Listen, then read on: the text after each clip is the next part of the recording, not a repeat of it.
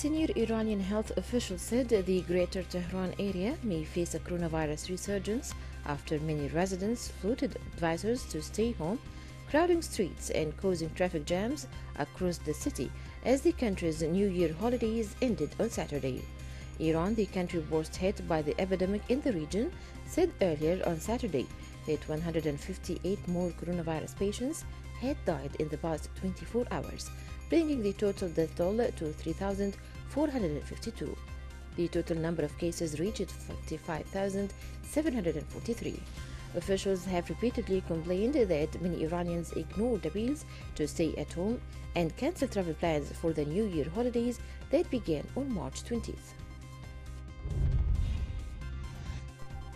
The United Arab Emirates has officially requested to postpone the start of the Expo 2020 Dubai until October next year due to the coronavirus pandemic.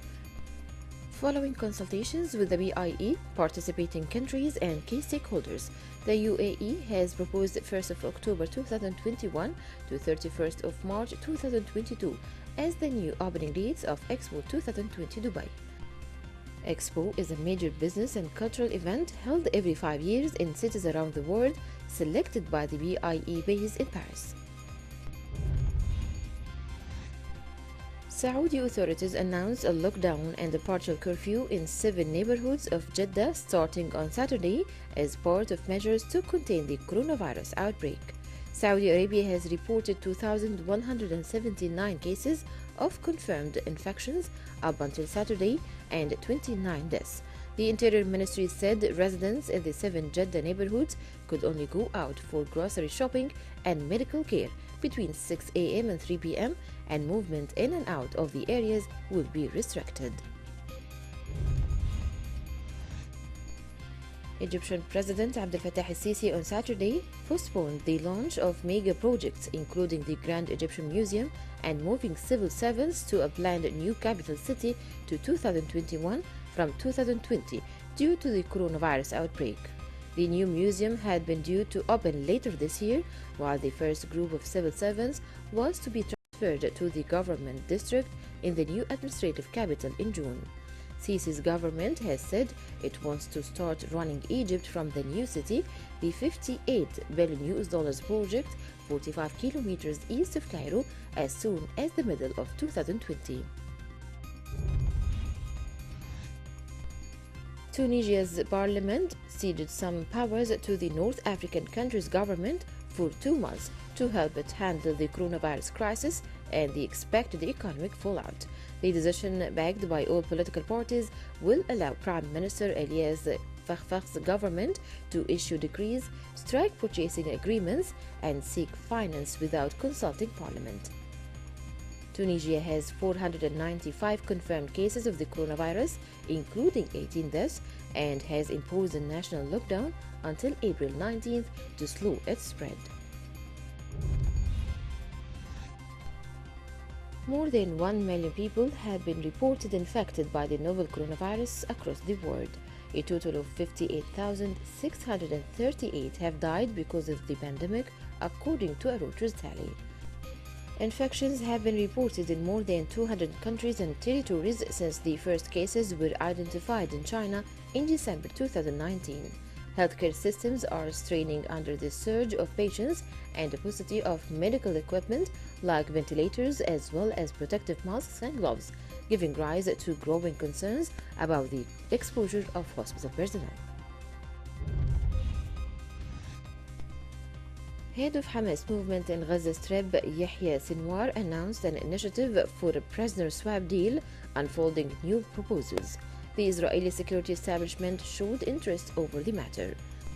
Political sources in Tel Aviv said that the two parties are suggesting various scenarios to test the deal among their public, noting there were indications of some progress over an agreement. The Israeli defense minister linked providing aid to Gaza to combat coronavirus with recovering soldiers held by Hamas. Oman said that 25 people have tested positive for the new coronavirus, bringing the total number of COVID-19 cases registered to 277, the Ministry of Health announced on Saturday. The ministry said in a tweet that there were 61 recoveries so far. It called on all citizens and residents to adhere to health procedures and self-isolation measures. The representatives of members of the support group for Lebanon have praised Prime Minister Hassan Diab's rejection of political quota, especially in the latest controversial dispute on the appointments of civil sector employees. The appointments of the deputies to the central bank, BDL governor, and the members of the Banking Supervisory Authority triggered a dispute among political parties, with some threatening to resign from the cabinet if their demands were not met. In response, Diab lashed out at the bickering parties, reminding them that he was leading a cabinet of technocrats which has no room for political quotas. Libya reported its first casualty from the new coronavirus. Health authorities said an 85-year-old woman was confirmed to have had COVID-19 on examination after her death without giving further details.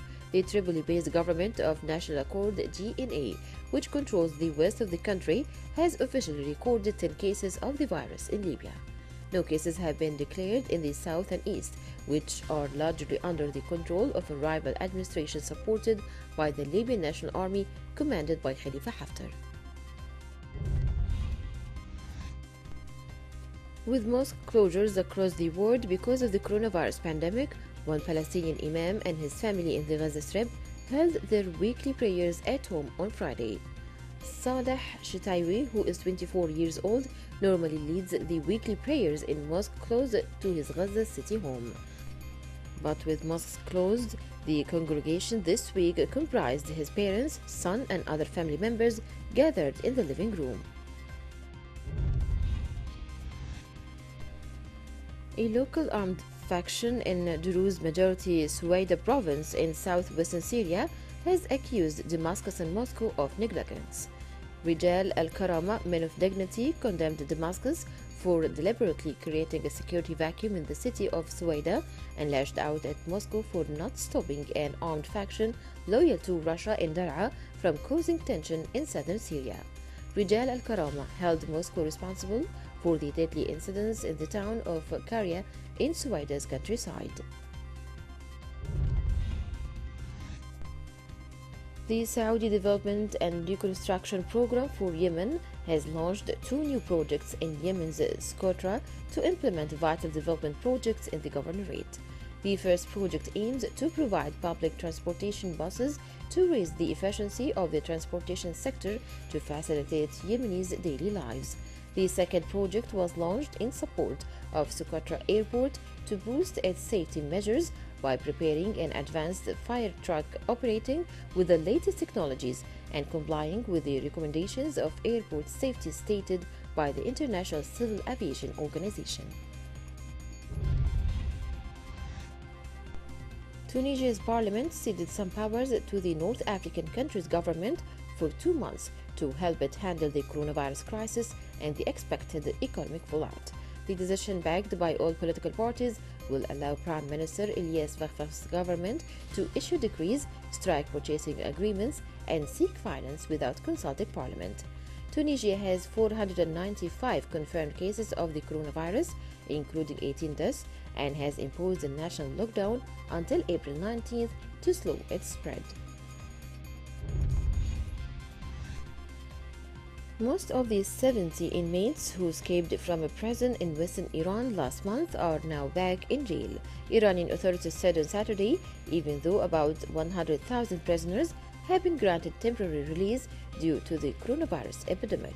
Iranian media have reported unrest in several prisons in the country, including the March 27th mass escape from the facility in Kurdistan province.